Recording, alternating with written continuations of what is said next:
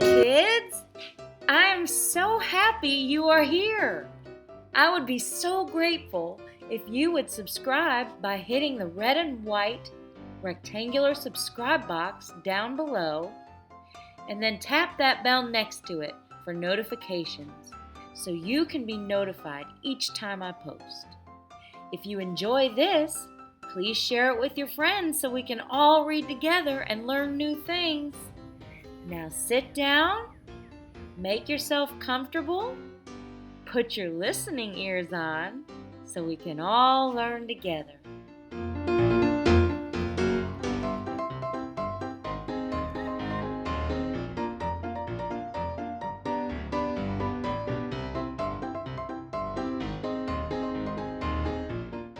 When God Made the World, Mathew Paul Turner, illustrated by Gillian Gamble, author of When I Pray for You.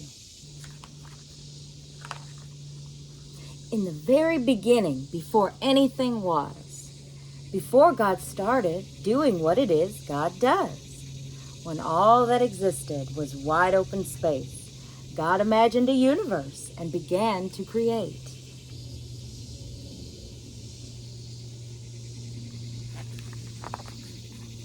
God hung trillions of lights, stars big and stars bright.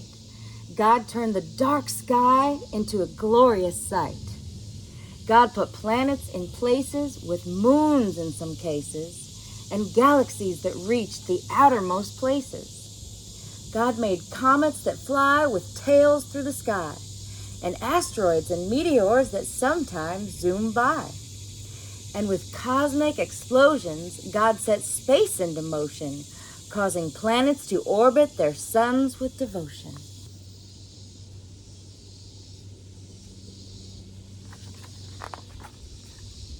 And somewhere amid all the swirling light, inside a cluster of milky white, among stars and planets and cosmic dust, God made a place for the story of us. 'Cause when God made the world, God displayed heaven's glory for you and for me and for all the world's stories.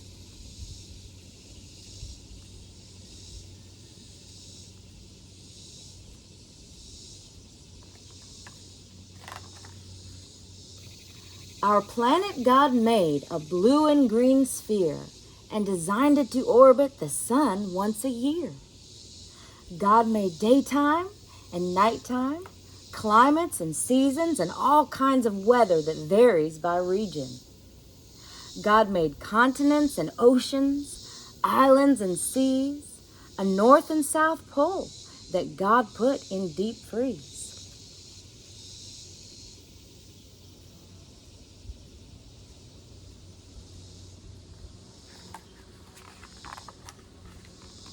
God carved rivers and brooks, mountains and caves, made beaches with sand and huge crashing waves. God made tropics and plateaus, glaciers and meadows, marshes and tundras, and erupting volcanoes.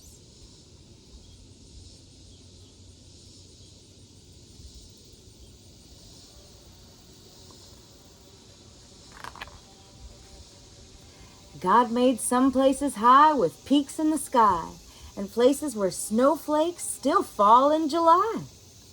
And in quite a few spots, God made it so hot, should you visit, just know that you must drink a lot.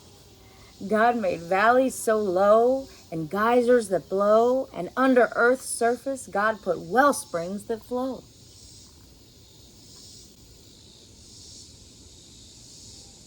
Then, with gardens and forests and other things green, God made earth come to life using soil and seed.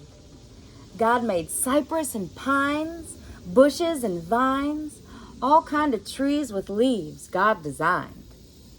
Plants full of flavor like basil and thyme, and trees that grow citrus like grapefruit and lime. God made flowering plants and plants that enchant. While most you can touch, God made some you can't. Roses, be warned, are prickly with thorns, And there's an African melon God covered in horns. And poison ivy's backlash giving you a rash. Wherever it touches, you'll itch and you'll scratch. But don't let that stop you. Run barefoot through grass. Pick a flower or two, or a bouquet perhaps. Find a tree you can climb, or with a seat and some twine. Build your very own swing or a backyard zip line.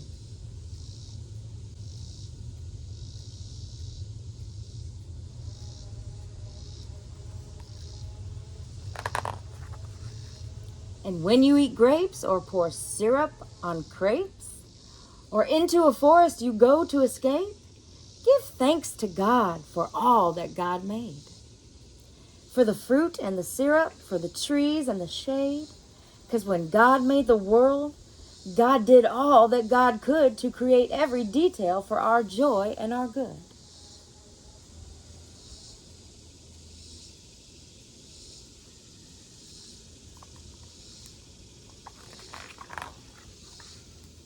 Now, what happened next is a mystery at best.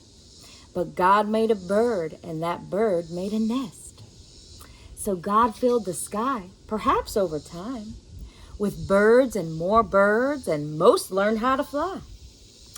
God made bluebirds and blackbirds, big birds and small birds, a few birds quite absurd, and the loudest birds you've ever heard. Crows crowed, doves cooed, chickens clucked, owls hooed. Robins chirped, pheasants whirred. The world got noisy when God made birds.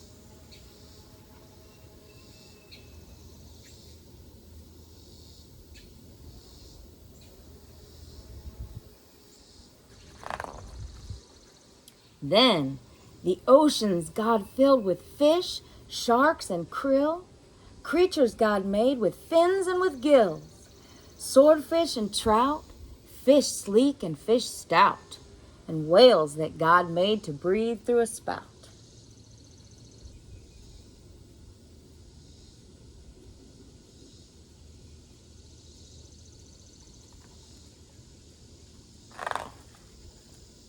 God made sea rays and eels, fish red, yellow, or teal, and some fish so odd that they hardly looked real, like a fish that has fangs, or a monster-like face, or a fish that flies or makes its body inflate.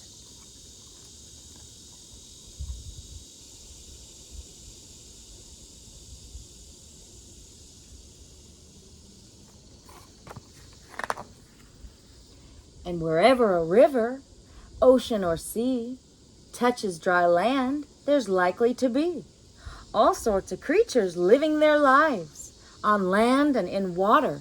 That's how they survive. Like otters and frogs, turtles on logs, and crocodiles gathering in swampy bogs.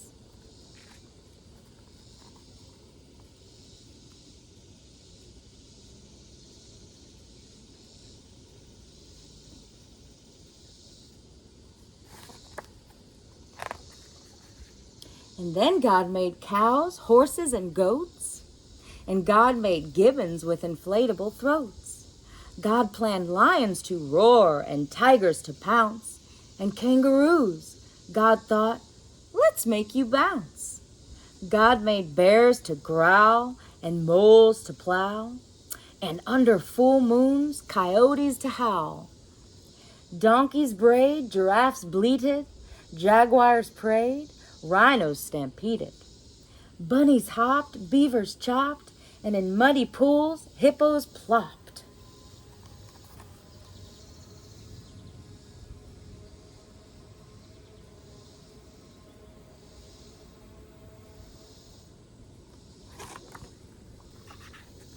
Yes, all living creatures, from whales to snails, from those covered with feathers to those covered with scales. Each God designed with a home in mind to develop and evolve if needed over time. Because when God made the world, every creature on earth became a part of life's circle, having value and worth.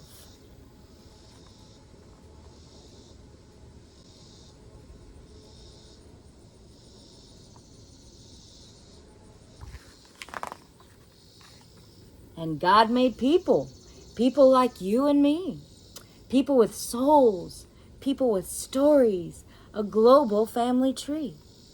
God made us all flesh and bone, covered in skin, and made all our bodies to have hearts beating within. God gave us bellies and legs, fingers and toes, and fashioned our faces with eyes, mouth, and a nose. God made our bodies uniquely equipped for walking and talking, to eat and to skip. God wired our brains to feel love and feel pain, to process and learn, to read and retain. But despite all we share, we're also unique. God made us all human with just a few tweaks.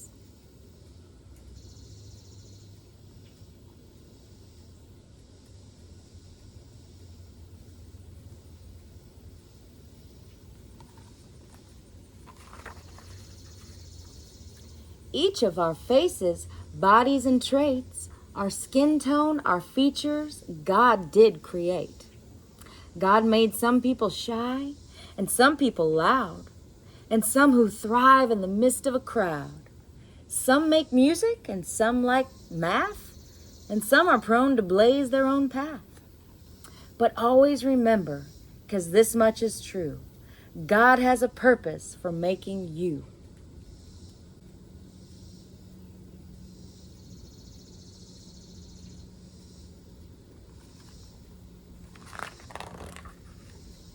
So use every gift, every talent or stick. Make the world better with your God-given trick.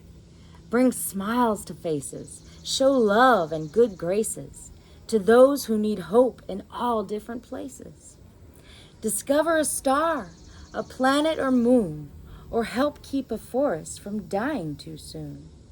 Save a whale, hug a tree, protect every bee. Recycle, repurpose, reject apathy.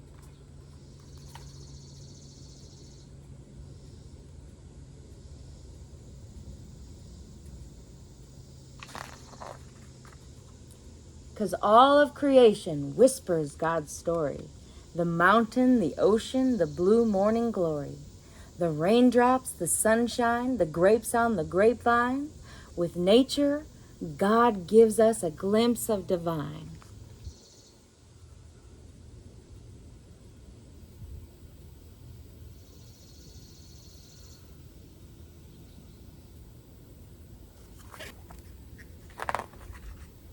And just like a star might showcase God's light, or a waterfall give us a sign of God's might, the same could be said of me and of you.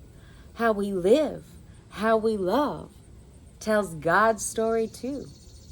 'Cause when God made the world and the world started spinning, the story God wrote was just beginning.